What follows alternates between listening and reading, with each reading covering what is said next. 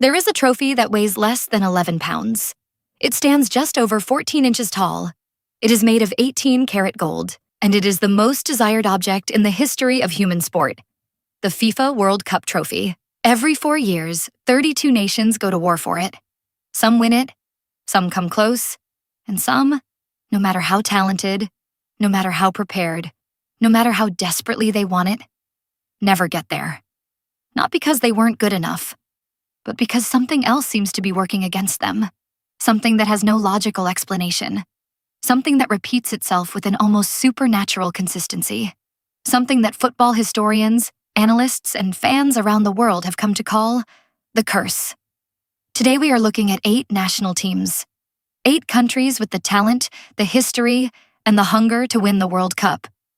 8 countries that, for reasons that go far beyond tactics or fitness or luck, have never been able to claim that trophy. Some of them came agonizingly close. Some of them seemed destined to win, and then watched everything collapse at the worst possible moment. And some of them carry wounds so deep that they have never fully recovered. These are the cursed World Cup teams. And this is their story. Let's begin with the country that perhaps feels the curse most deeply of all, the Netherlands.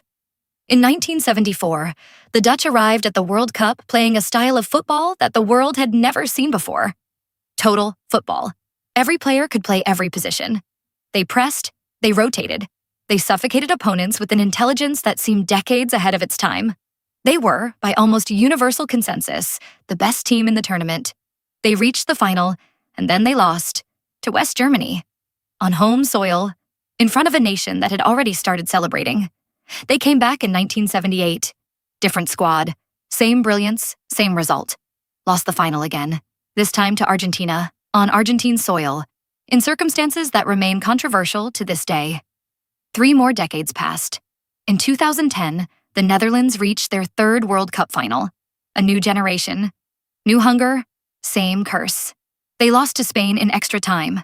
3 finals, 3 defeats, no trophy. No other nation in World Cup history has reached 3 finals without winning once. The Dutch have done it, and somehow, inexplicably, they have never been able to close the deal. The curse of the Netherlands is not a story of failure. It is a story of excellence that somehow, always, falls just short. If the Netherlands represent modern heartbreak, Hungary represents something even more devastating. A greatness that the world has almost completely forgotten. In the early 1950s, the Hungarian national team was not just the best team in the world. They were arguably the most dominant international football team that has ever existed. Between 1950 and 1956, Hungary played 50 international matches. They won 42, lost exactly 1. That one loss was the 1954 World Cup final. To this day, it remains one of the most stunning upsets in tournament history. Hungary had beaten West Germany 8-3 earlier in the same tournament. They were so superior that nobody, not a single analyst, not a single journalist, gave West Germany any chance in the final. West Germany won 3-2. Hungary never recovered. The political upheaval of 1956 shattered the squad. Key players fled the country. The golden generation dispersed, and what had been the greatest team in the world simply ceased to exist. Hungary has not qualified for a World Cup since 1986. They came, they dominated. They lost the one match that mattered most, and then they vanished. The mighty Magyars, the greatest team that never got what they deserved. The eternal almost Portugal has produced one of the greatest players in the history of football. And that player, Cristiano Ronaldo, has spent his entire career chasing the one trophy that has always been just beyond his reach. Portugal's World Cup story is a story of almost. In 1966, they reached the semifinals with Eusebio, widely considered one of the greatest players of his generation, leading the attack. They finished 3rd, not champions. Decades passed. Portugal qualified inconsistently. They had talent, but never quite the collective force to go all the way. Then came the Ronaldo era, a player with more individual brilliance than almost anyone who had ever played the game. 5 Ballon d'Or awards, hundreds of international goals, a will to win so fierce it was almost frightening. And still, no World Cup. In 2022, what many believed to be Portugal's best ever squad reached the quarterfinals and were eliminated. Ronaldo wept on the touchline, and the football world watched a generational player walk toward the end of his World Cup career without the one thing he wanted most. Portugal has the players. Portugal has the history. Portugal has Cristiano Ronaldo, and somehow the World Cup has always belonged to someone else. The curse of the quinto partido. In Mexico, they have a phrase, el quinto partido, the fifth match. Because in 7 consecutive World Cups, from 1994 to 2018, Mexico reached the round of 16. And in 7 consecutive World Cups, they were eliminated in the round of 16. Not the quarterfinals, not the semifinals, always the round of 16. The consistency of this failure is so extraordinary that it stopped feeling like bad luck long ago. Mexican football analysts, journalists, and fans began referring to it as a curse. El quinto partido, the fifth match. The match Mexico could never win. They beat quality opposition to get there. They played beautifully at times. They had world-class players, Hugo Sanchez, Cuauhtémoc Blanco, Rafa Marquez, Javier Hernandez. Multiple generations of genuine talent. None of it mattered when the fifth match arrived. In 2018, they broke the streak, but only by being eliminated in the round of 16 by Brazil, continuing the exit at the exact same stage. Mexico co-hosts the 2026 World Cup on home soil, with the entire nation desperate to finally break the curse. The fifth match is coming. Whether the curse breaks with it, nobody knows. Colombia's World Cup curse is not about tactics or bad luck. It is about a tragedy so dark, so violent, that it fundamentally changed an entire nation's relationship with football. 1994 World Cup. USA-Colombia arrived as one of the favorites. A brilliant, expressive team that had qualified in spectacular fashion, including a 5-0 demolition of Argentina in Buenos Aires that sent shockwaves through world football. Then came the group stage match against the United States. In the 35th minute, Colombian defender Andres Escobar accidentally deflected the ball into his own net. An own goal. Colombia lost 2-1. They were eliminated. 6 days after returning home, Andres Escobar was shot and killed outside a restaurant in Medellin. 12 bullets. In a country where the drug cartels had placed enormous bets on the tournament, the price of an own goal was a man's life.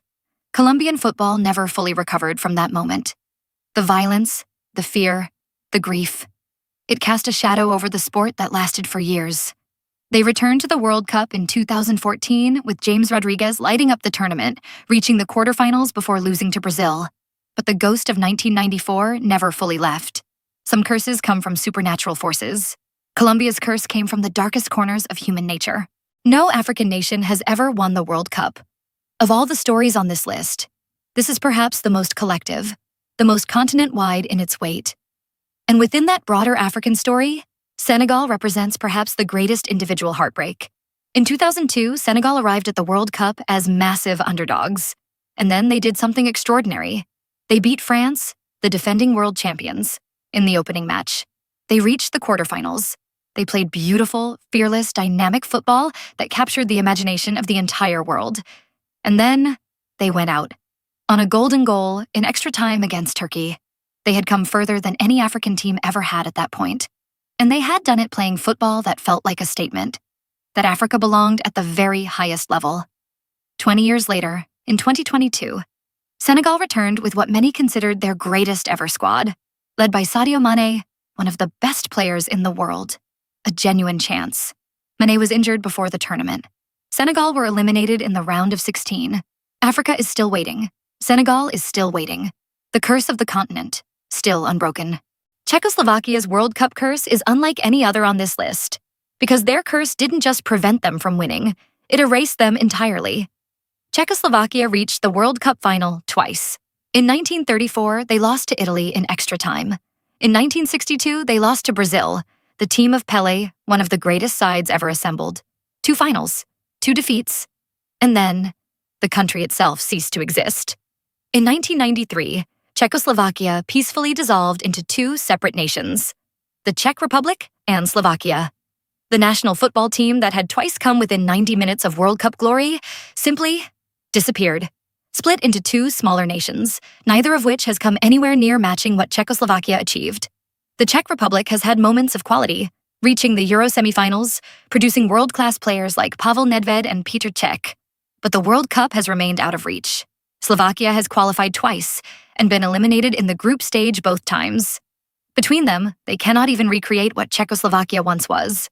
A nation that reached 2 World Cup finals, erased by history before it could ever go back and claim what it deserved.